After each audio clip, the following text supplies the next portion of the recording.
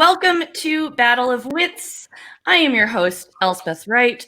With me, as always, is my co-host, Madeline Cottrell, dressed as a Christmas tree for this season.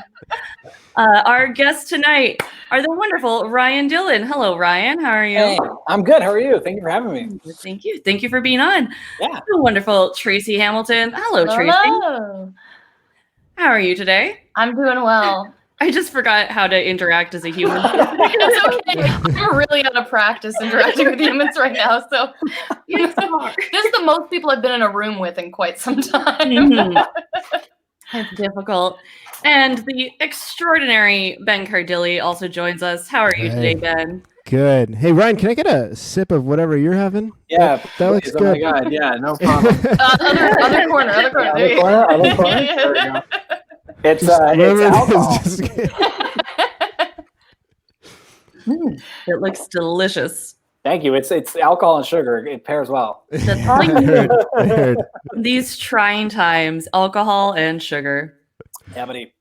Makes the world go round. All right, you guys, are you ready to get started? So ready. Battle of Wits. So ready. Okay, now it is time for the warm-up round. So in this round, I will ask you interesting questions, and you will give me some interesting answers. Wait for your turn to be called upon, and let's get started. So our first question, Ryan, we'll have you answer this one first. No problem. But you will all get a turn. So, who or what was or is the Sugar Bird Lady? Oh, we go way back. Me and the Sugar Bird Lady. I think you're talking about the woman who lives 2 doors down from me that yells at birds every Thursday. I think that would be who that is. I'm not sure. I have no idea. Okay, very good. Tracy, who or what was or is the Sugar Bird Lady? So in the 1950s, 1960s, there was this brand of boxed sugar cookies called Sugar Birds. And just like all packaging, it had a housewife on it, and it's the Sugar Bird Lady. Oh, very good. Do you remember? I remember that that brand of cookies had a really weird slogan, but I can't remember what it was. Do you remember? Oh yeah, it was "Sugar Your Brains Out." Yes, that's it. That's it. Very catchy. Good, excellent. Ben, who or what was or is the Sugar Bird Lady? Wasn't that the woman from Home Alone who would eat birds? And she was arguably the scariest one in the movie and probably went on to inspire the Penguin in Batman Returns, or whichever one came out first. She either retroactively inspired the Penguin or full on inspired I don't know. I'm just being insulting to a poor old lady who's actually really sweet. Yeah, she turned out to be a good guy. Come on, Ben. Those are all very good answers. I'm going to give the point to Tracy. And I want to go on record. I want to go on record and say that I also forgot the rule of the first round, and I literally was like, "Sure." I was treating out real trivia, and I'm like, fuck, maybe my neighbor hot." And then the other 2 comedians had hilariously improvised on the spot, and I'm drinking alcohol and sugar. Fuck. Okay, all right. I'm ready to go. Let's do this. That's fine, Ryan. You're in the game now. So the Sugar Bird Lady was a real person. Her name was Robin Miller, and she was dubbed the Sugar Bird Lady because she would fly to remote areas in Western Australia to distribute the polio vaccine.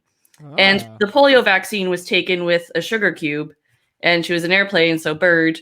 Also, her name's Robin, type of bird. So yeah, so her nickname was the Sugar Bird Lady. Sugar your brains out. That's such a serious answer to such a sweet name, right? Yeah. They're just like, "Nan, why are you called the Sugar Bird Lady?" You're like, "Sit down, kids. I'm going to tell you about polio." All right. Next question. Tracy, we will start with you for this one. So this one's more simple. Why did the Wright brothers become interested in aviation? Yeah, I believe this was because one of them, I can't remember their names, so I can't remember which one it was, but one of them was actually originally born with wings. Ah. And then, of course, like, it was a very traumatizing thing to see. You see a baby, it has wings. It's very uncomfortable for everybody. So, of course, they clipped it into looking like regular arms. But, of course, the boys always had a curiosity about flying, knowing that one of them, in theory, would have been able to do that. So wait, so like were the wings attached under his arms? Yeah, or? just like a really skinny. If you look at photos of them, you can sort of see it because like they got one really skinny bone, really skinny long bone, and then you have a bunch of little other bones coming down, just like a bird's wing. So you can see one of them has got really skinny arms because it's just that little wing bone. All bodies are beautiful, but that is truly terrifying. Absolutely, yeah. Wonderful. Mr. Cardilli, could you tell me, why did the Wright brothers become interested in aviation? Well, if I remember correctly, what they used to do, their big passion, the two of them, they were like popular kids in the neighborhood. And they used to have some of those bikes with the big wheel, and what they do is they'd build these ramps, and they would take their bikes and they would like drive down the street and try to like catch sweet air, on the ramps, and eventually one of them was just like, yeah, that was pretty sweet air, but I got this great idea how we could catch some seriously sweet air, bro. So they like took these like wings and attached them to their bicycles, and they went down, and eventually they were just like, okay, like I'm like over Africa. When does this air end? Like, this is some pretty sweet air, but I gotta get back for dinner. So it was, they kind of accidentally invented it just by being adrenaline junkie, kind of just like bros on the block. The right bros on the block. I like that. The right bros at the right time. The right bros, yeah. All right, very good. And Ryan, what is your answer? Well, I don't want to embarrass my friends here with their truly idiotic responses, but we all know none of those are true in any way, shape, or form. The Wright brothers are famously known for wanting to fly because at the time the elevator was not invented yet, and both of them living on the top floor of a big building in New York. What street doesn't matter. To get to the top floor, they had to climb 18 flights of stairs. And Elspeth, I don't know if you've ever been up 18 flights of stairs in New York, but it's notoriously harder to do than any other place in the world. They said to each other, "My God, Wright brother one." He said, "Yes, Wright brother two." He said, "Is there only an easier way to get to the top of the building that we live on?" He goes, "Yes, perhaps a machine." "No, go on." And he said, "Perhaps a machine with wings." And he was like, "What are wings?" And he says, "We'll figure that out too."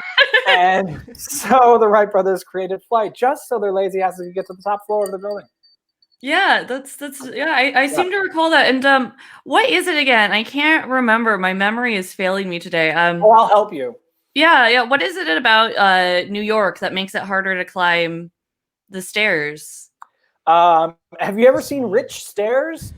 Have you ever seen rich stairs? The poor have to work twice as hard to get up those flights. Yeah, they're twice as tall. They're twice as tall. Just in the poor neighborhoods, in like in a run-down building, the stairs will be twice as tall. So you're like a little child climbing up giant stairs. It's an old city, so people have these like short torsos and super long legs. See, even they know. That's how well knowledge this information I'm sorry, I didn't know. Did you know? She didn't know either. So I guess I don't know. It's just something about our household, I guess. All very good answers, Ryan. I will give you that one. That was well done. Good comeback. I do so much better when I know what we're doing. Okay, so when the Wright brothers, Wilbur and Orville were their names, by the way. Right, it's Orville who has the little bird arms. Definitely, he would. Classic Orville, right? Classic Orville. Classic Orville. God. But yes, so their father brought them a small flying toy as a souvenir from a trip he went on to France, and the brothers became fascinated with this toy and were like, "We're gonna fly." But they were very into like inventing things. So they also had like a bicycle shop And when they were only I 15, was right. Orville Yeah, you got the bicycle started- thing then. Yeah. Oh, I forgot about that. Yeah, when they were only 15, they started a newspaper as well. So they were just always inventing and starting new companies and I stuff. did notice that when Ben mentioned the bicycle thing, that Elspeth started to sweat so much. Oh my god! It's gonna I just want to get abundantly clear that I don't actually read. That was completely coincidental. No idea how to read. I have no idea. Yeah, I've met Ben, so I knew he wouldn't have it. All right, we have 2 questions left in this round. So the next question, as they would say, is how did American Airlines save $40,000 in 1987? Ben, how did American Airlines save $40,000 in 1987? How did they? Well, they would I guess charge the credit cards before they would take flight, right? And then when they were in the air, if something didn't go through, they would just malcontent them and shoot them. What's the word for something you can shoot someone out of a? Yeah, eject. Cannon? Yeah. Well, they would do that before, right? And they'd have these parachutes they'd put on everybody, and then eventually they figured 40,000. Was it $40,000? Mm-hmm. Yeah, 40. That's just way too much to be spending on parachutes. So they just decided to charge the credit before. Now, so they just decided to, they were going to kill less people, and it was just yeah, never mind. Yeah, no, that's good. I think I remember This my is just parents. good business. Yeah, It's good business. I mean, it's just. Yeah. My grandpa almost got ejected from a plane once because his credit card was declined, but he was a charmer, so they let him Ejected, stay. That's what I wanted to say. Deployed. Did I say deployed? How did they save money? Well, they deploy the troops.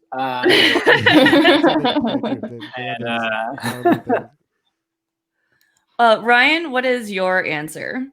Well, it was a very simple solution that has been overlooked for a long time in the aircraft world. The company realized that they had all these planes that they were using, which were so not cost effective at all to run, right? But then they realized something.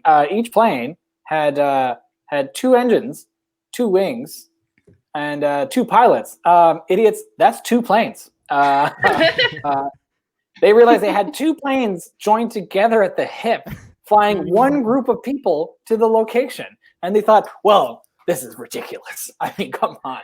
How can we? The only way to save money right now is split everything in half and have them be the 2 planes that they're supposed to be. That's why, since that year, 1987, that all planes have 1 wing. That's why. Yeah, and if you're flying a 2-wing plane, I mean, what are you doing with your life? Yeah. Both our answers imply heavy casualties. Yeah, there's a lot of death. Yeah. The airline industry is thriving for dark reasons. And that's my answer. Okay, excellent answer. And Tracy, what is your answer? What year was it again? 1987. 1987. Okay. Not what year is it? What year was it? Tracy making sure that her lie is historically accurate to the but you remember how earlier we were talking about how city people have tiny little torsos and really, really long legs? So that actually becomes important here. So before 1987, it was mostly city people who would fly, because you'd be flying to other major cities. So they had to have quite a lot of leg room because they had very long legs, these city people. But then in the mid 80s, it started to become more popular for non-city people to travel. And so they were able to significantly decrease the leg room and fit twice as many people on the planes. Very good. I like the callback. Excellent. We still call excellent work, everyone. Granddaddy long legs. Freak in nature. All right. Well done, everyone. I'm going to give that one to Ben, but all excellent answers. So what actually happened was they removed 1 olive from each salad that was served in first class. So 1 less olive per salad equals $40,000 of olives. That sounds pretty close to back my in answer. Greek They money just when realized that it they were was actually worth serving something. 2 salads the whole time. true.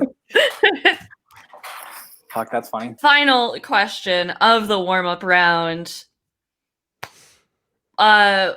What are pilots and co-pilots usually required to do by most airlines? So not always, but most airlines require pilots and co-pilots to do this. What is it? Ryan, we will start with you. It's funny because I think I know the actual answer, but I'll tell the other actual answer. You can say the actual answer if you Can I say the actual answer? Okay, sweet. Okay, well, prepare yourself for this hilarious response.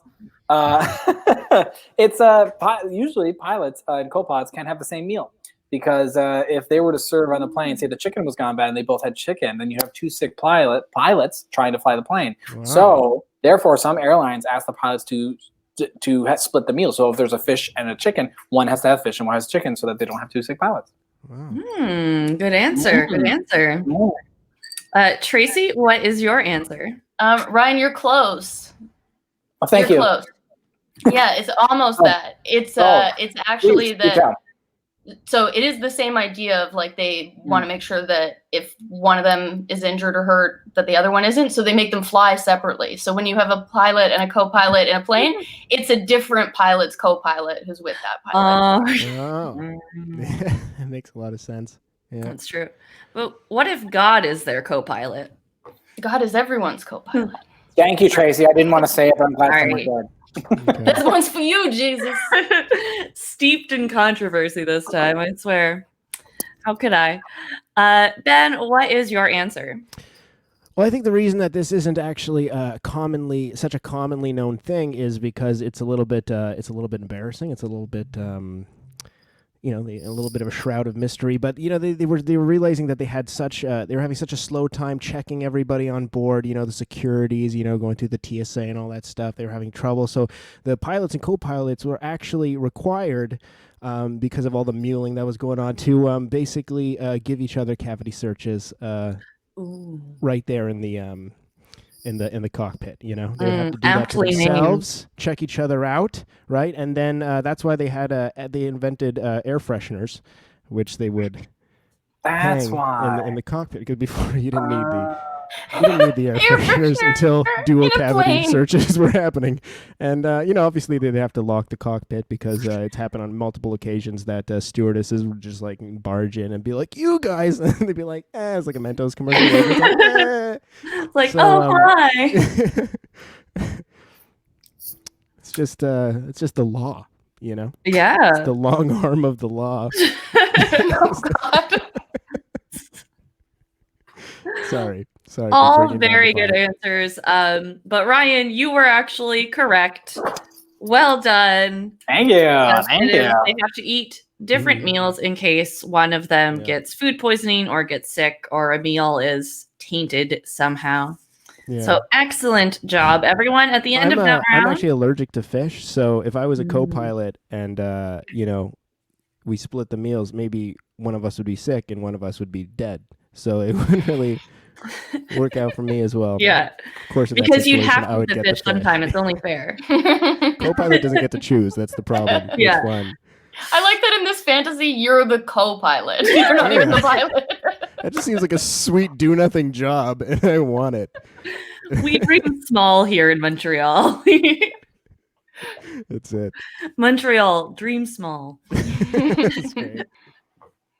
Okay, at the end of that round, Ryan has 2 points, and Ben and Tracy are tied with a point apiece as we go into round number 2.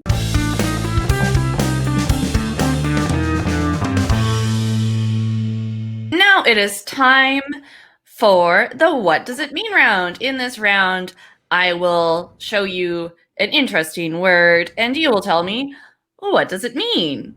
Our first word is Vitiline. Vitiline. I also am maybe mispronouncing some of these words, so if you guys have alternate pronunciations, please let me know. Ben, we will start with you. What does Vitiline mean? Vitiline is it's something like it's like I believe it's like ancient Roman. From the ancient Roman, but they took two words. It was vital line essentially. They put it together to Vitiline, where it was just that that last line you had to do before stepping in to meet your in-laws for the first time. You just had to be alert. You had to be on your best game. You had to just act interested, and you just needed that snort, that last toot of coke to just get you there. So it's the vital line. It's the but they pronounced it Vitaline, okay, which is like you'd have to only with a deviated septum could you properly pronounce the word. So everybody understood. Pretty sure that's Very what it good. is. Only with a deviated septum can you pronounce the word. A lot of comedians at 3 a.m. in the bathroom know how to say this word. Exactly. Okay, excellent answer, Benjamin. Ryan, what is your answer? Vitiline is a ancient cousin of the feline. When Vitiline were like the first when the first era of man was the first era of cat. They were the Vitiline. They look like normal cats, except for their excruciating huge nipples. It was the only difference between the cats we have now, and as cats kept throughout time evolved, the nipples got profoundly smaller. They ended up getting more. Now they have more, but science has yet to figure that out, and we've been working on it. We have been working on it. But they were just ancient cats with profoundly large nipples. Next answer. So just a question. Yes, so how big please were ask the me a nipples? question about this. How big were the nipples, and how many did they have? Sorry, repeat the question. How big were the nipples, and how many did they have? Because you said they were a lot larger. Have you ever seen an Australian dollar? Mhm. Yes, an Australian dollar size. So about that big, 8 little edges. Okay. Yes. Okay. Mm. Yeah. That's edges. Wow. Yeah, like a dime, but an Australian dollar size dime. Tracy, Dollars used to be we very should really edgy. study. Tracy, Very it sounds like edgy. you didn't do well in history. Yeah. I'm just not a cat person. That's Yeah, I'm a bit more of a Vitiline household, but whatever. all right. Excellent answer, Ryan. Tracy, what is your answer? So I think that this one it's vitae like life, and so we're all familiar with like Invisalign for your teeth. This is like a Life-Align service that is offered was offered only in Roman times, where they would just have a big sort of plastic looking contraption thing that would just rearrange your life. It's unclear how exactly that worked. There's not a whole lot of documentation about it, so I can't really get into the science of it, but it's something along those lines. So it was an ancient script of the book The Secret, Mm-hmm. basically. Yeah, exactly. Everyone was just very, very good. All excellent answers. I'll give that one to Ben, but well played. So Vitiline means relating to the yolk or yolk sac, which is just a disgusting combination of words, of a baby or embryo. yuck. A yolk sac. That was hot. That's my That was a hot heavy egg. metal band name. Okay, all right. I guess I have to change the slide. It's fine. Our next word is drumlin. Drumlin. Tracy, we'll start with you. What is a drumlin? I feel like it's a very small person who plays a very small drum. A drum that like it's a startlingly small person, and then the drum is still proportionately so tiny to them. I've noticed you have a lot to say about people's sizes, Tracy. Yeah, because I love He's a them super all. I singer. love them all. I embrace all sizes, even little Thumbelina people playing tiny drums. So they're like this, like Yeah, a, like that's what I'm. small... Yeah, like sleeps on a lily pad, like Oh, small, wow. tiny person playing a really teeny tiny drum. Yeah, how small is the drum? Like, is it can it Like be about the seen size of as your a- pinky nail. Oh, okay. That is a small drum. It's a really small drum. It's not very loud. What does it sound like?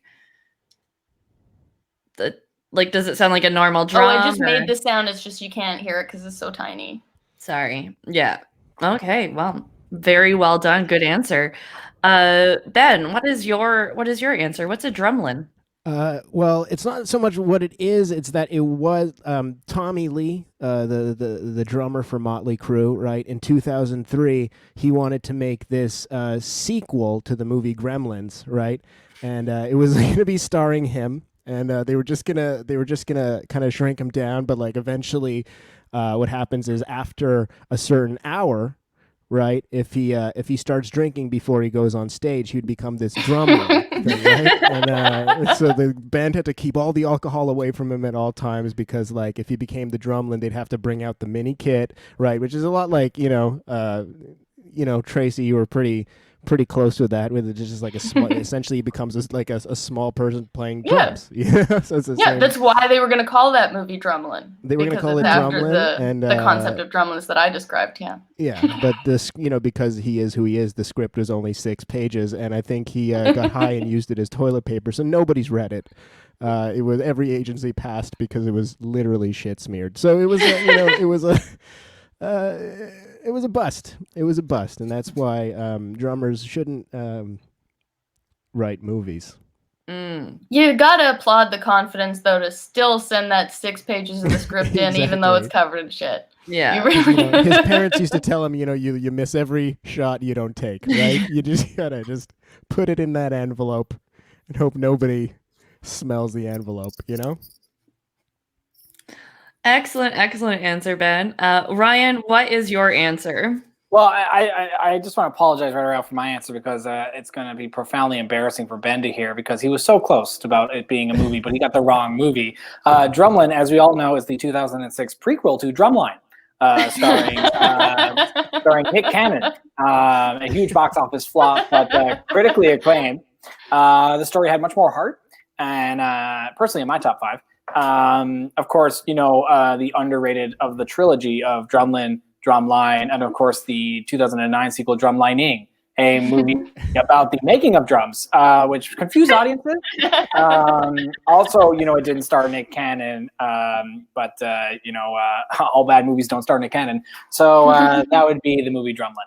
Yeah. Okay, so I haven't seen Drumlin, but you said it was one of your top 5 movies. So could you tell us a bit about the plot? Yes, of course. It's a prequel, as we all know.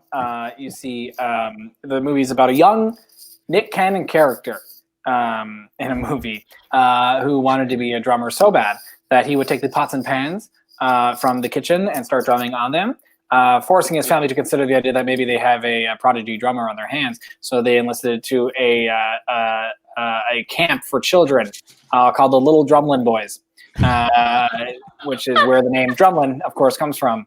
Again, box office bomb, critical darling.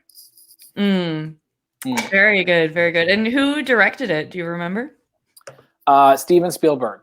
Oh wow. Yeah. Not his best work, but still great. Yeah. Okay. Brought in the big guns. I'll definitely have to. Drumlin's the Jurassic Park 2 of the Drumlin franchise. Yeah. Very good. All right, Ryan, you get that one. That was excellent all around. So a drumlin is a long hill formed by glacial retreat. Obviously. I was pretty close. Yeah. We have one more word in this round. Oops. There we go. Fascinerous. Fascinerous is how I believe it is pronounced. Ryan, we will start with you. What does fascinerous mean? Fascinerous is actually a procedure that a lot of the Hollywood elites get. It's the transition from when a young celebrity gets their new face to make them famous. Fascinerous procedure. You'll notice, like folks, like you got your classics. Your Oh my God, what's that singer's name again with the long ponytail? Ariana Grande. You notice that when in her Disney years, she had this like, normal looking face, and now she has a very Hollywood type face. And then you also have your Nick Cage. The movie Face Off was actually a documentary about Ficinerus, the procedure, but then it turned into an action film. And that's where the procedure has come from. I'm actually was thinking about getting it, but why mess with perfection? So, yeah, Ficinerus. It's procedure. Very well done. Good job. Tracy, what is Ficinerus? So it's actually pronounced Ficinerus. And don't we look stupid now? Yeah, you do. It's a very, very well-known dinosaur. That had a human face. Oh no. It was very disturbing. That's why you don't see them in museums and stuff like that, or books about dinosaurs, is it kind of gets into that whole uncanny valley sort of territory where it's too creepy to look at. So we don't talk about them very often. But that's what a Ficinerus is. So I have some questions about the Ficinerus. Absolutely. So what type of dinosaur body did it have? Was it like Brontosaurus? It was sort of like a Brontosaurus, like a long neck, and then a tiny human face. And did they all have the same human face, or did they all different? Identical faces. Whose face did they have? Gary Shandling. Oh. Yes. Oh man, that was my favorite part of the last time. Yeah, when that Ficinerus comes out with Gary Shandling's face. Well, guys, I think we gotta go. Voiced by Gary Shandling. Yeah. Well, guys, I think we gotta get a tree star. Oh my goodness. God for all the Land Before Time freaks out there. There are 14 of them. I'm sure there's a Ficinerus in one of them. There has to be. All right, fantastic answer, Tracy. Ben, what is your answer? Well, Ficinerus was actually it was a medical affliction back just after the times of the Depression, where things were picking up. They were picking up, and essentially what it was is how when you're a child you're just fascinated by everything, and you're just like, Papa, why?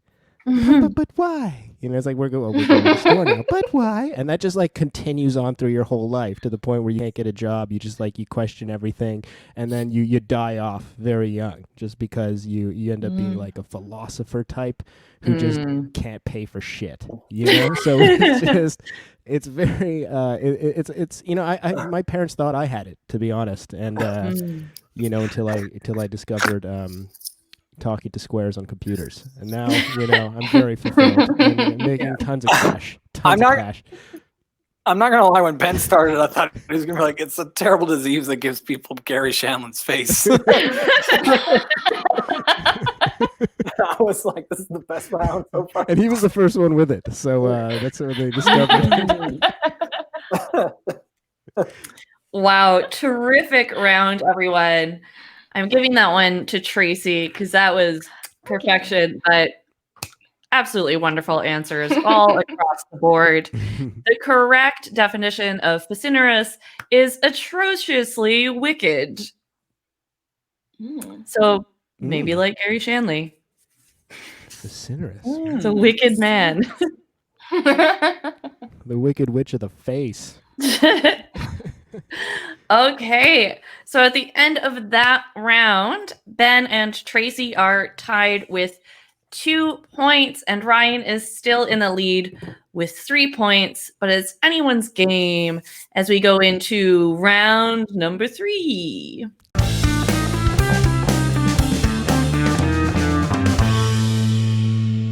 Now it is time for 2 truths and 1 lie. Oh my God. In this round, you will each tell us 3 little stories, 2 of which are true, 1 of which is a lie, and we will interrogate you severely to figure out which story is the lie. Ryan, because you are in the lead, you will go first. I would love to. Okay, so 3 quick little stories. 2 of them need to be true, 1 of them need to be a lie, correct? Okay, great. My first story is about how in my grade 1 birthday, which was at the Delta Hotel in St. John's, Newfoundland, we had my grade 1 class come over, and my mom got a magician for the party, and the magician made a dove appear on my head, like appear in front of everybody, and I could not tell because I couldn't see the bird, but the bird shit on my head in front of the entire class, and my family quickly pulled me away and cleaned me up, and I had no idea, and I didn't know till like 2 years later, till someone told me what happened in grade 3. So that's story number 1. Story number 2, I actually have got my pilot's license before I got my driver's license.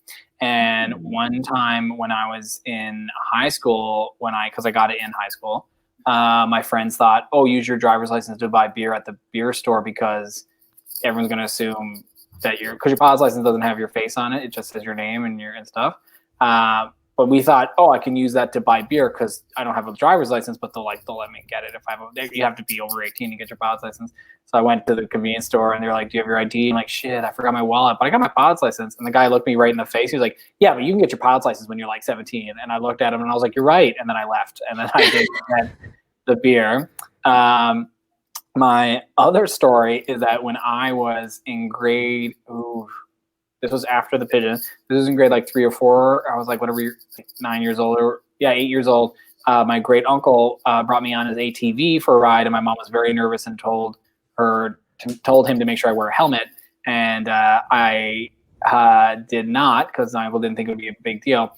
And he drove, and I flew off the back of it. And my head was fine, but I crinkled up my baby toe, my left pinky baby toe, so hard that I had to get surgery in grade 3 over it. Oh my goodness. All right.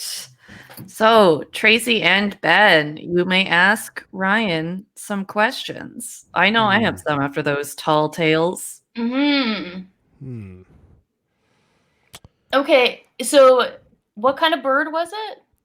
Like a dove, like whatever, like a magician dove white bird was. Like I don't really remember the bird, but I just know. Did the other people at your party notice, like the other kids? So I remember like there was a moment of silence, and everyone just kind of like started laughing, and I just didn't know what was happening. I just remembered that like I felt the little claws and stuff like that, and I remember my mom pulling me aside, being like, "Good job," and I was like, "Yeah, I did a good job," like not realizing that I actually did a bad job.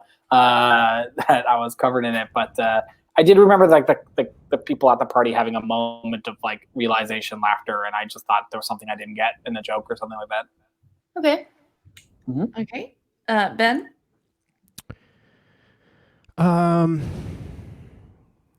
What about your pilot license? So what age were you again when you got your pilot license? Sorry. I was 17 years old when I got my pilot license. And you got your pilot license, and you went in to buy your friend's beer. And the guy questioned you. Well, he asked me for ID first. He asked for my license. He said, give you ID. And I was like, oh, I don't have my license on me, but I do have my pilot's license. And I showed it to him. And without looking, like barely missing a beat looking at it, he just went, yeah, but you can get your pilot's license when you're 18. And I was like, you're right. And then I left it in there. I don't know. Does your pilot's license not have your age on it then? Yeah. Nope, it doesn't have your age on it. It's just documentation. So it doesn't have an age or a photo. No, but I thought by saying that I have there's basically no information about you. Yeah, it's essentially a library card. But I thought yeah, Ryan, that's a library card. You just had a library card. It was just one of those pins, even the wings you get on your shirt. I got this. But I legit thought that he would just assume that I was older because I had a pilot's license. So he'd be like, yeah, of course. I don't think that if you can't drive a car, you should be in the sky. Yeah. Well, there's traffic up there, so it's kind of like an empty parking lot, you know? It's like everyone should train by flying and then see if they can handle, 3-lane highways and stuff. Yeah.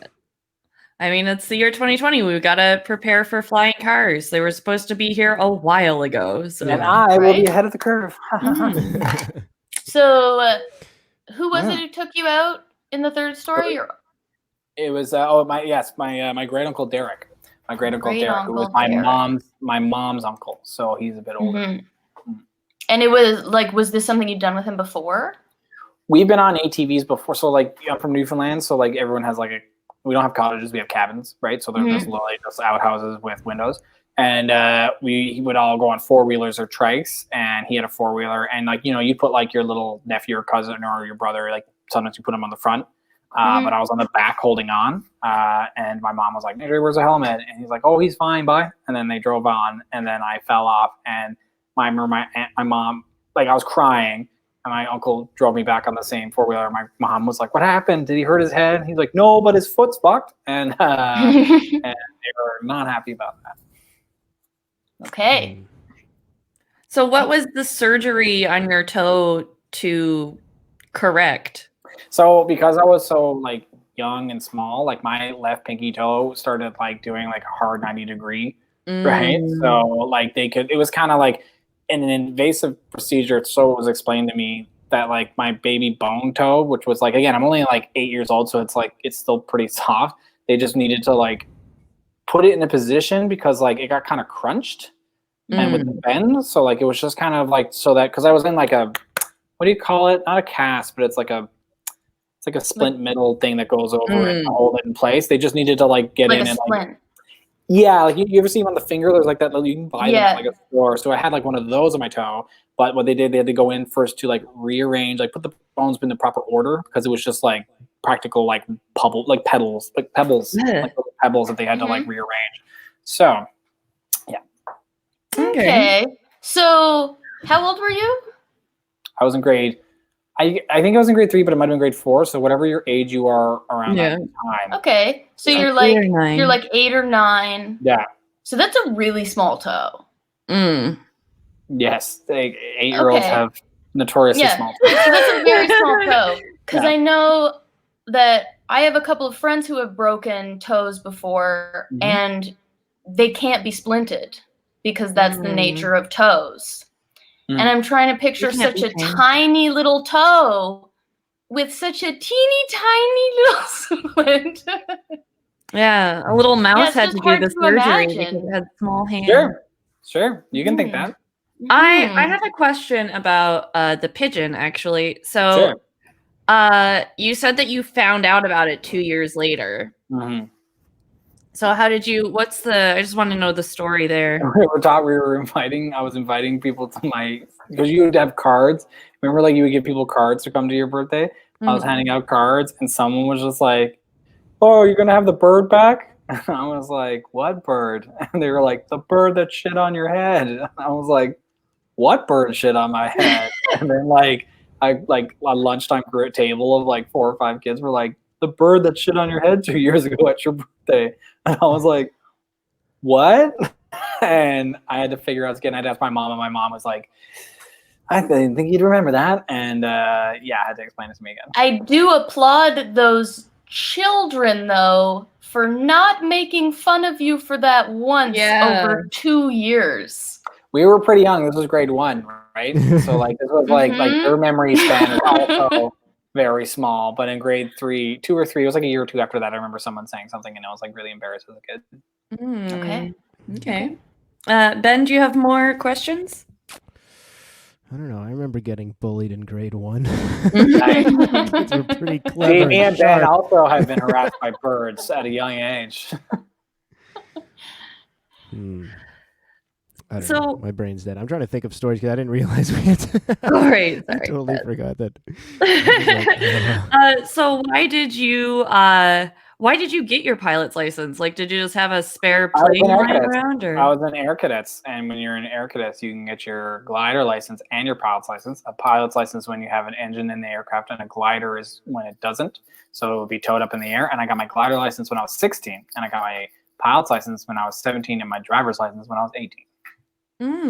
Okay. All right. Tracy, do you have any further questions? No, I think I'm good. I'm still torn, but I'm okay. But I have no more questions.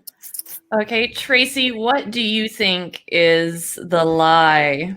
I'm so torn because I don't know what I don't believe, that children wouldn't make fun of you for a bird shitting on your head for 2 years, or that they splinted your teeny tiny child's toe. I'm gonna go with the magician dove story is a lie. It's a lie. Okay. Ben, what is your guess? I'm gonna go with. I'm gonna go with the pilot thing.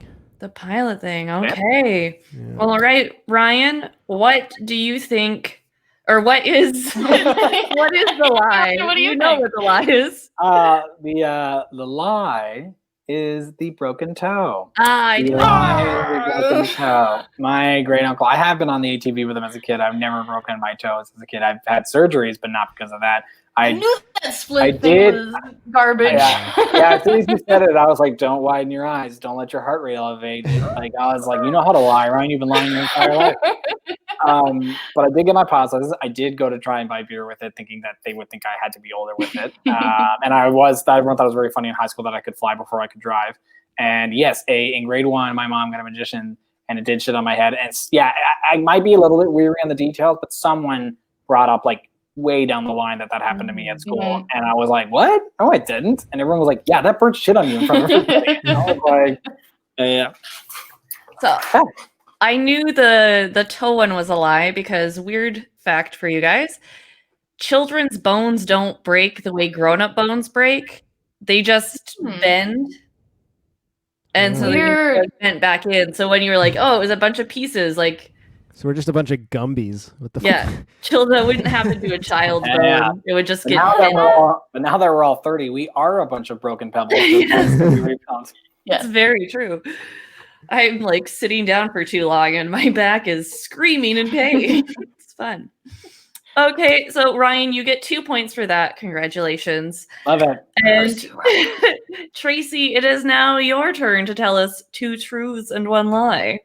Okay. My first one is that one time I got stuck on a chairlift.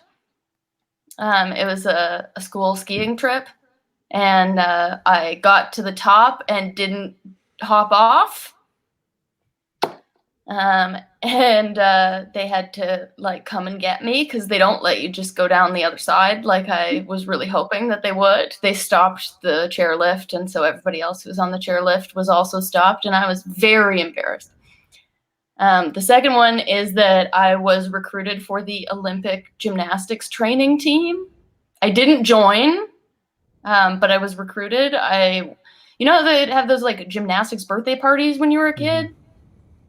So I went to my neighbor's gymnastics birthday party, and I'm hypermobile, which means like my joints can bend more than they're supposed to be able to, which causes all kinds of problems. But for gymnastics is very sought after. So they noticed that I was like a weird bendy kid, and they were like, we want you for the Olympics. And so they brought me to this training center for like an orientation kind of thing. But I did not enjoy what I saw, so I did not join. And then my third one is that my father went to prison. before me, but it did happen. They all happened. Plot twist. Okay, Ben and Ryan, you may begin questioning. Absolutely. My first question: how cool is your dad? It really depends on what your definition and perspective are. Sure. What did he go to prison for? Conspiracy. Conspiracy of what? What does that mean? This is a crazy story and a much longer story than this show has time for, but you don't even have to tell it because clearly that's true. All right, next question. There you go. Yeah. Conspiracy to create bendy kids. No, I definitely went through with that. That wasn't just a conspiracy. What a weird way to find out your dad was lame Professor X. Yeah. That's it. And you're one of the Fantastic Four. He was selling barrels of chemicals to a biker gang that was making drugs with them. Well, Tracy's a stand-up comedian. So I think the dad stuff's true. So let's go back to the bendy thing. What was the neighbor in the story again? Emily Powell. She was my neighbor who always had the fun birthdays. Your neighbor always had the fun birthdays. Yeah, she was always like the extravagant birthday where like I went to that gymnastics party and I was like, gymnastics parties are a thing? Like I was a poor kid. So I was like, what? Yeah. Okay, and this recruited thing, tell us how that became. Yeah, I want to know more about that process. Yeah, so some of it is kind of fuzzy. I think I was like 7 or 8, and I don't think they were talking to me. They weren't like, you child, what are your opinions on the Olympics? They talked to my mom, and I don't think that my mom wanted me to do it. Like, I don't think that she was super like, yeah, I totally want to drive you to gymnastic practice every day and stuff like that. So she wasn't super like, you should do it, pushing me, but she was like, they invited us to this thing, orientation, you can see it. If you really like it, you could do it. So we went, but they were like really intense as they are with gymnastics. Like I remember seeing they had like a girl about my age doing the splits or like trying to do the splits, and they were trying to get her to completely touch the ground. So the coach was like over top of her, pushing her shoulders down. And this little girl's like crying, like clearly in like so much pain. And I was like, yeah, this is not something that I would like to sign up for. Thank you. We can get out of here. How old were you? How old were you when you realized that? 7 or 8. So how long did they want you, like, were they like, oh, the Olympics are coming up in a year, be on this team? Or was it just sort of like... No, I think it was more like that this was like the program they'd put you into if it's like way later they're going to put you in the Olympics. Like as a teenager, if you want to be in the Olympics, you have to start training now, 7-year-old. That's true. Because I think that's just how they do things. So it wasn't like, we're going to take you to the Olympics. It was more like, hey, you're really bendy. We could make you more bendy and take you around the world being bendy for others. All right. Ben, do you have any questions?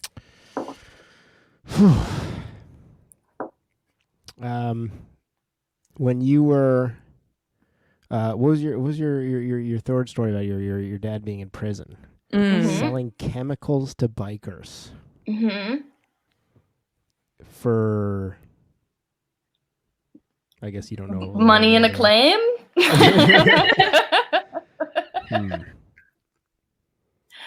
Like, you know, in Breaking Bad, how they have like they break into that place to steal those barrels. So it's for them to make drugs with. Yeah. So your dad worked at he worked somewhere with chemicals? That's what you're saying? He owned a chemical company. What was the name of the chemical company? Organichem. Oh. Yeah. That seems like something you just read on the wall. Yeah. Like Google that right now. This is like the end of looking around your room. You're just like, there's an organic something and a camera. Yeah. Tracy, can you spell that for us? Organichem? Yeah. ORGANI. I'm trying to spell with my finger. Yeah. Chem. CHEM. Oh, chem. Yeah, that makes more sense. Okay. That makes more sense. What did the logo look like? For some reason. Oh, no. Chem, like chemicals. Well, I have enough evidence to make my decision. Okay. I need a refresher of what your other story was. So there was bendy. Stuck on a chairlift. Oh, stuck on a chairlift. Right. Gymnastics. Dad prison. Dad, you're going to dad prison.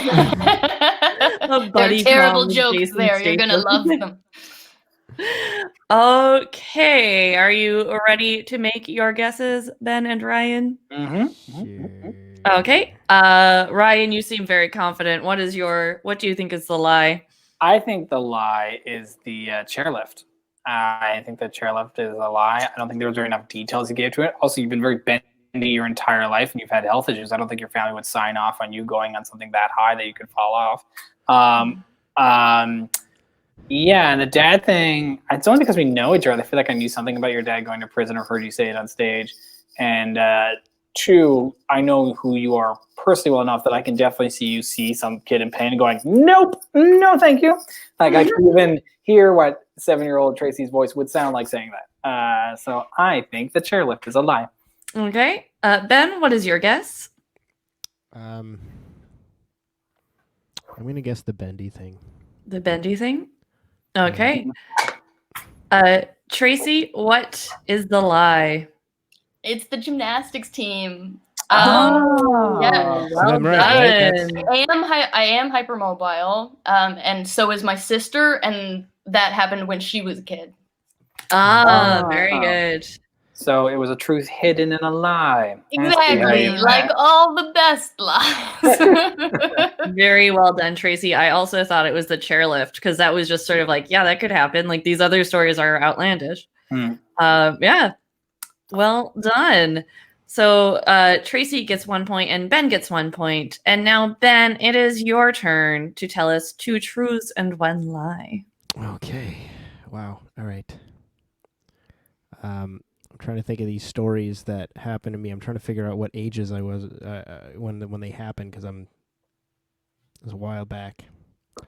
But when I was very young, I'll start with the one when I was the youngest, I guess. When I was very, very young, my family went to vacation on we got like a house on the beach in South Carolina, and a hurricane swept through while we were there. And it was a terrifying night. We were all huddled up as things were cracking and breaking around us. And we went out we went outside the next day. Most of the houses had been like blown in or blown away, and ours was still standing. So it was like, this was before Airbnb. So we just hit the nail on the head with which one had the foundations there. Dark, I know. My next story is I told you earlier that I'm allergic to fish, right? So I used to play soccer, and this one time I was rushing to a soccer tournament, and I went into the fridge to check out if there was something to eat real quick, because I needed some energy, and I had a cold, so I was already going to be playing through a cold. And I took out what I thought was chicken salad, and I made a sandwich with tuna salad, essentially. And I bit into it, and I called to my mom. I said, hey, what's wrong with this chicken salad? It tastes like shit. And she was like, well, I'll get the keys. And we went to the hospital, and they gave me, epinephrine, whatever, which is essentially adrenaline, right? And I asked the guy, I was like, hey, can I still play my soccer game? And he was like, yeah, I guess so. So I went and I played what was probably the most insane first half of soccer I've ever played in my life. They didn't realize I was doping so hard, and then I fell asleep through the second half, and they had to carry me home because that's what you crash. And my third story is when somewhere between those times, when I was in like grade 1 myself, I figured go back that far as well. My third story is that so I would like essentially had this stupid habit, and I got in trouble. I thought I was like super friggin' sneaky, and every time like I would go to the bathroom, I would do this thing where I would crawl under every stall and lock the doors, and then I would crawl down into the piss and like get out, and like it started to really piss people off, obviously, like the janitor kind of set up literally a sting operation at one point where he was like he was waiting in the principal's office, which is across from the bathroom, and he was kind of just like hidden behind the door, and he was seeing everybody who would come in and out of the bathroom, and he'd always go check, right? Because they would get so many complaints, and they caught on to me, and it was since then I've been a straight shooter. I don't know. Very good stories, Ben. Very good. All right, Tracy and Ryan, you may begin questioning. Can you go over the first story one more time? Mm-hmm. Okay, so the first story was I told you about the hurricane in South Carolina. So we went down there on a family vacation. It was me, my parents, my cousins, and we spent all night huddled in a stairwell while literally shit was flying everywhere. One of our cousins brought a dog, and the dog was losing its freaking mind, and they say stay in the stairwell, so we did, and walked away unscathed. So your mom and dad and your cousins and aunts and uncles, yeah, like there was like on both sides. We had, I'm half Portuguese, half Italian. There was the cousins on the and they were all underneath the one stairwell. Yeah, it was like one of these kind of windy stairwells, but it had like a big like square in the middle. It wasn't like a tiny thick thing. I can tell you're a comedian of Montreal. Your parents are rich. I am not. We all had to pitch in for this house that we had to like double up in rooms in and stuff. Sure. I'm just joking. Okay. Tracy? Yeah. So all the other houses have been blown down except for that one? Not all of them, but there was like, it was clear that you were lucky to like blown in. Mm-hmm. Yeah, it was. Was there like any damage to the house at all? Our house, I mean, like, yeah, there was things that were like that had been blown into it, kind of like things that were like its own lawn furniture and stuff. There was like little damage, but it was generally in impeccable shape next to a lot of the stuff we were surrounded by. So it was just lucky. Ben, I want you to name every cousin, aunt, and uncle in alphabetical order that was there that night. Shit, I have no family. That's the line. Okay. No, okay, yeah. So I can name it for you if you want. Sure. Yeah. Sure. So I had my Aunt Anna, my Aunt Isabel. My Aunt Anna's on my Italian side. Isabel's from the Portuguese side.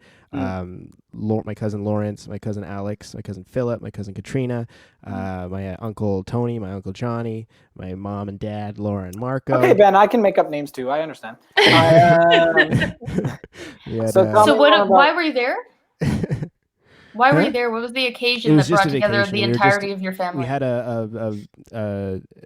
we just on summers, whatever we would do is like we would go to camping, or we would do like we try to do things together. Like my family's like super tight. We always have holidays together. We always we don't always go on vacation together, but that time when all the kids are young, we would go, like, we have these old videos of us down on beaches. Like we'd go down to beaches. It's crazy because like you say that like, oh yeah, we're it sounds like a rich thing to do. I don't remember in any of my like times where I could have actually enjoyed being in like South Carolina ever doing that. It was only when I was a kid that we'd have these videos from us being on these bougie beaches, and then they like, stop trusting us. We're like, these kids are gonna get wasted and start trouble in the States, so we stopped doing that.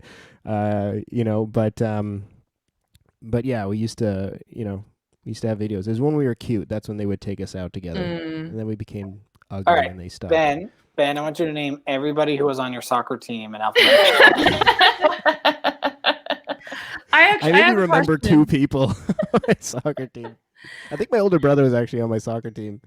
So if you're deathly allergic to fish, why would your mom just have tuna salad in the fridge? Like, that's insane to me. Unless usually she's trying to kill you. She would mark it.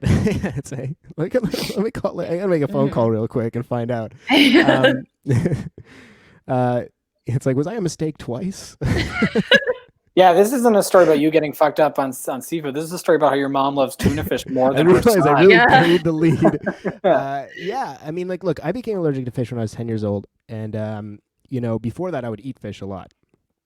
And I remember the first time that I became allergic, I was like, my mom had fed us cod. I got really sick the first time. I was like kind of like a throwing up kind of thing. Not the first, like before the first time I went into like anaphylactic shock. And then the time right after that, I stopped, I had a real kind of problem where I stopped like being able to breathe, and they like rushed me over. So this was like 10. And like my parents are like, my mom's like Portuguese, so it took her a little while.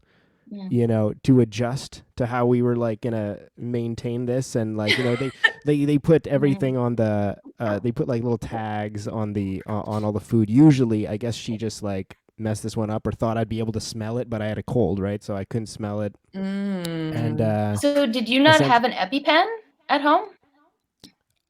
Yeah, I had an EpiPen, but we lived pretty close to the hospital, so like those things were like $200 at the time, and so I figured, we'll take a route and see if we don't get there. You're so full of shit. Wow, your mom was really trying to get rid of you. Like, no, let's not use the at-home EpiPen. I literally would like wait last minute. Like there was one time. I have this a whole other story of the time. Like the first time it was with my wife. I was at her parents' birthday, and I ate a fish gelatin cake.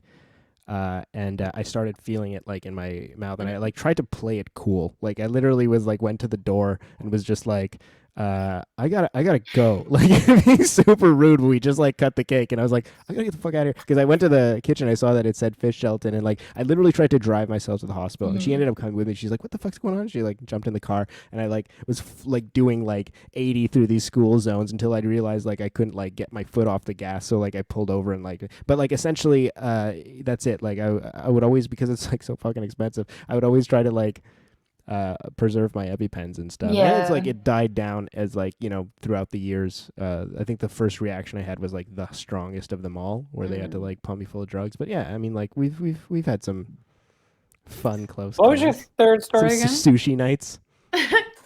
What? What was your third story again? It was about me when I was in grade 1 there, and I was like crawling under the stalls because I was a piece of shit disturber, and the janitor had to set up a sting to get me, you know. What was the punishment for that once you were caught? Well, essentially, like, you know, I wasn't like sent home or anything, but they did like, you know, keep me in at recess, keep me in at lunch for like a couple of you know, I think it was like about a week or something, that they like kind of like didn't let me do things, and of course they like kept an eye, like, you know, gave me the stink eye every time I wanted to go to the bathroom. They're like, we know your tricks. Okay, very good stories, Ben. I don't know which one I think is the lie. Ryan and Tracy, do you have any final questions? No, I don't think so. But this is very hard. Yeah, the bathroom one I go on. The one that throws me off with the fish thing is like the idea that there was all this perfect thing of like having a cold, and that you couldn't tell the difference between looking at tuna salad and if you were that deathly allergic to fish, I don't think your mom would have that kind of fish in the house, especially when you're that young of an age and kids are stupid and would totally eat it. I'm not saying you're stupid, Ben. I'm just implying it. Oh no, I am. You're right. It's okay. If the shoe I'm kidding. fits. Oh my god, I'm going for the laughs. Do not mean to judge your character. I kind of want to say the bathroom thing though, because it just seems like such a arbitrary thing compared to the other two stories. Okay. Yeah, I'm gonna go the fish story. I'm gonna go with the story. Okay. Tracy, what is your guess? I think it's the hurricane. Okay. I believe you took family vacations, maybe even one like this, maybe even one where they said there was maybe going to be a hurricane, but I don't think a hurricane happened. Yeah. Yeah, that could be true too. All right, Ben. Ben? It's the bathroom thing. Damn! That is true, well but it was my brother. So I took the same page out of your book, Tracy. My brother used to be such a piece of shit. He would do this. But no, we did end up in a hurricane in South Carolina. Oh my God. I actually made up a lie. You guys just copy and pasted other lies. I forgot about this. I didn't have anything. I was that's why my questions for you guys were so shit, because I was trying to think of what I was going to say. Yes, for the viewers at home, Ben was a last-minute addition to the show. So, but that was really good, Ben. Well done. You got yourself 2 points. You did a very good job. I should have trusted my instinct. I knew it was the bathroom. I was a stupid kid, and I was risking my life eating whatever was in the fridge every time. Like, this is a true story about how your mom hates you, by the way. Well, there was a couple of weird close calls, and to a point where you know, like I would have something, and it was actually came from my grandmother's house because they lived really close by, and then my mom would be like, "You didn't eat that, did you?" Like, so eventually I like stopped trusting them altogether, and I would have to like phone them every time I opened their fridge and they weren't there. I was like, "What is this? What's the green container? Can I put my mouth on the green container? Is this apple actually fish?" Like, that's it. Yeah. Okay. Excellent round, everyone. At the end of that round, Tracy has 3 points, and Ben and Ryan are tied with 5 points apiece as we go in to our penultimate round, the how much round.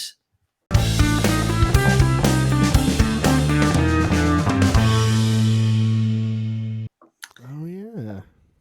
Okay, now it is time for the how much round. In this round, I will show you some interesting things I found for sale on the internet, and you will tell me how much you think they cost. We will begin with a dandy find that I found on Etsy. Oh no! Oh no! Oh, it gets so much worse. Hold on seemed to like your a hat, haunted kid. promise. So this is a Santa Claus pixie elf vintage rubber face from Etsy. Its description reads, vintage rubber face Santas were a staple in most homes in retro days. You know, retro days. This piece looks to have a wood type block for body, so be able to prop him up conveniently. So there you can kind of see his woody body, his beautiful face. Nice little close up of his smiling face there. Mm-hmm.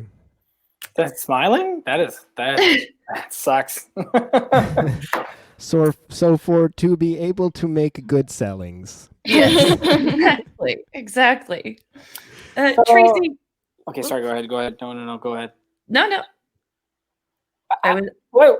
What motivated you to buy this? No, she didn't buy it. Oh, she didn't buy it. No. I found it for sale. She's I did helping not other buy it. people discover these Did items Elspeth so they pay can for buy it? I'm very wealthy, so here is a bunch of shit I bought. I thought we were things you actually bought, and I was like, I need to get to know you a bit more before we do this. No, I've not bought any of these things. I just found them for sale on Etsy or different places on the internet, as you will see. I think yeah. So Tracy, how much do you think this Santa Claus pixie elf is for sale for? It's still available. I think $95. $95? Yeah. Okay. Very good. Ryan, how much do you think? What did Tracy say? $95. Is this like Price is Right rules? It is not still. I was just going to say it is not Price is Right rules. It's just whoever's closest. Okay. I'm going to say, she says 95. I'm going to say 96. Oh. Frowned upon, but you got to play the game. You're a monster. Remember how I was a very nice guest and you guys were like, what the fuck, dude? You're taking this way too seriously. Ben, how much do you think this Santa Claus pixie elf costs? How big is it? I can show you one moment. There was like a thing, eh? I think that must be 28 centimeters. Yeah, 28 centimeters. Oof. Oh, that's small. I thought that was a big thing. This guy looks like my Uber driver from the other night. Where are you going? Imagine I went like 94.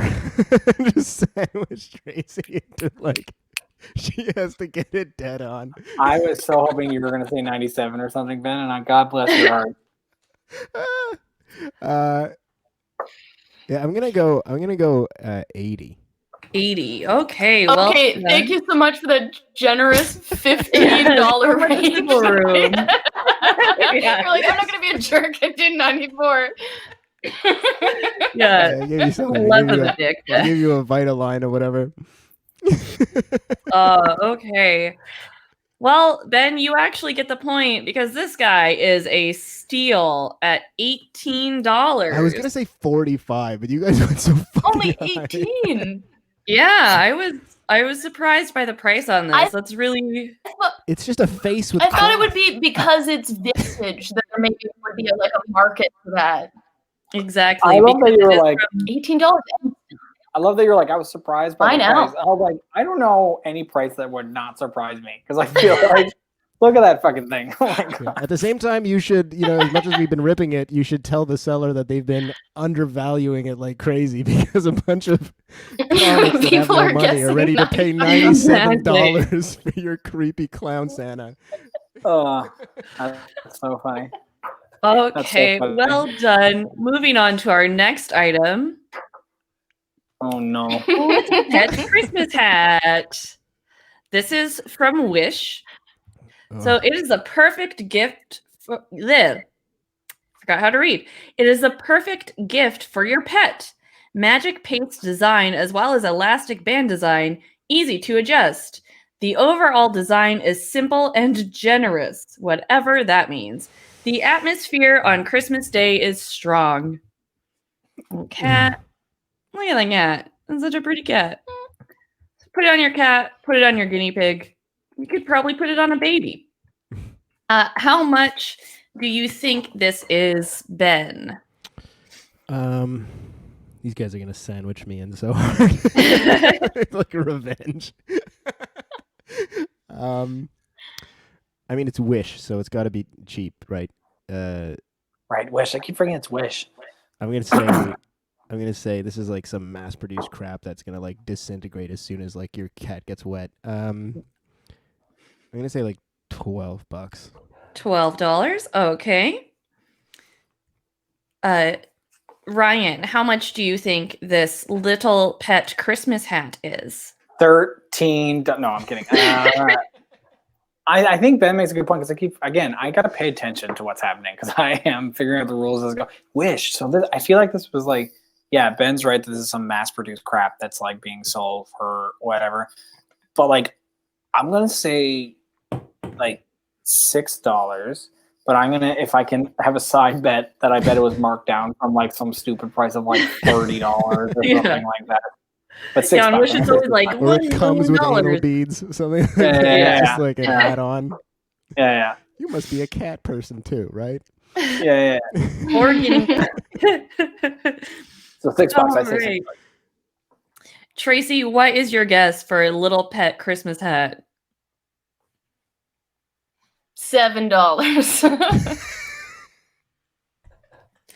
Well done, Tracy. You get the point with the exact correct amount. Wow. Yeah. Dude, that was like a LeBron James.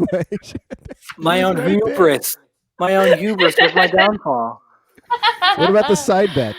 Yeah, so good. I don't have the original price. I'm sorry. I cannot tell you, but well done, Tracy. $6. All right.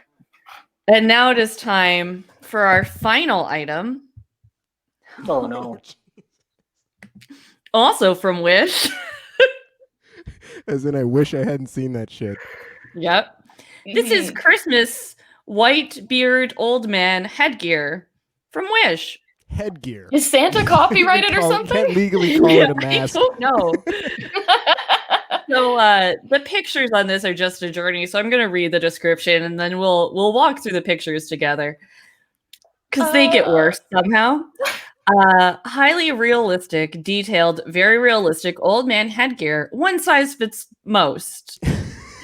Latex headgear has good difficulty.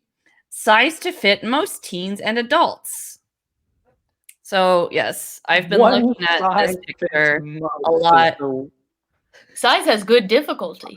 Yeah, size has good difficulty. Oh, I don't need to see behind. The behind is so much, and just the fact that it sort of rolled up on one side. I know. They didn't even go like, wait a second, let me get that before I take the picture. Oh, God. It's been driving me crazy for like 2 weeks. And that the hair doesn't cover the flap either. It has long hair. It could easily cover that. Yeah. It chooses not to. It chooses not to, yeah. That hair skimped out was the hair at the back of the neck. They decided the mask was finished. Oh, God. Yeah. So there it is from the side. I hate looking at this. Oh, my God. Yeah. Which is your least favorite view, though? Like, so we got a couple. Oh, I think the eyes, I hate behind. I don't know why behind is so brutal. Yeah. Behind is... This looks like his mugshot. They should have called this anti-masker Halloween costume. Yeah. Because the body shape just makes me think this is just what this man looks like, but he's wearing another mask that just looks like him. They'll never recognize me. It's the perfect plan. Yeah, something minus 82% off of whatever it was. Like a passport photo. Minus 82%. Right. Oh.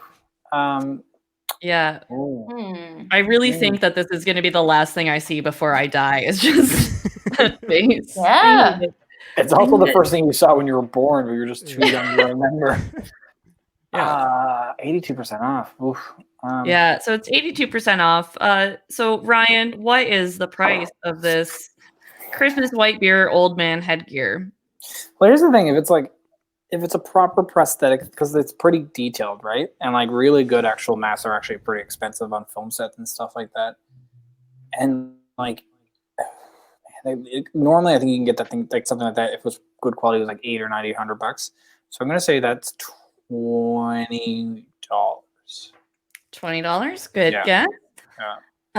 Ben, how much do you think this mask is? Ben, you say $21, I will come to Montreal and kick the shit out of you. I have the exact same thought process as you, but I'll jump up to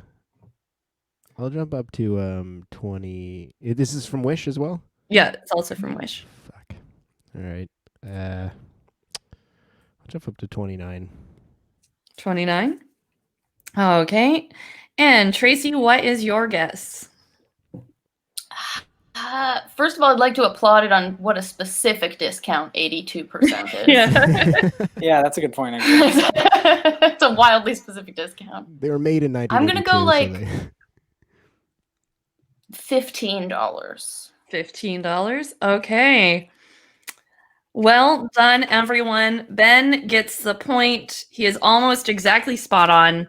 This nightmare mask can be yours for the low price of $28.56. Wow. So get out your pennies. These all yours. I think I was closer Let's to mark the it back original up price. and see how much it was going for. What is that? Yeah, if it was Yeah. 82% of off and it was 20, that had to be like a $120 mask or something like that. Or a $100 mask. That is Yeah, a so I was close. $120 prank on your kids. Holy I was shit. closer to the original price than my guess price of the new one. Cool. Yeah, it's a truly horrific mask, and I hate it very, very much. Oh, I hate the without the eyes. The without the eyes. There's it's too much. Yeah, I hate that. I don't like that at all. for some reason, the I don't want it to come with eyes, though. No, I don't want that either. the eyes are always following you, but never moving.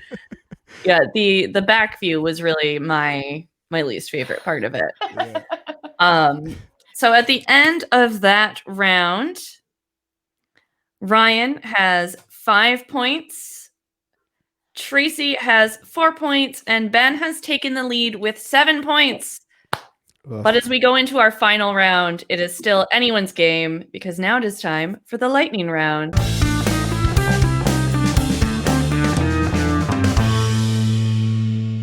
Now it is time for the final round, the lightning round.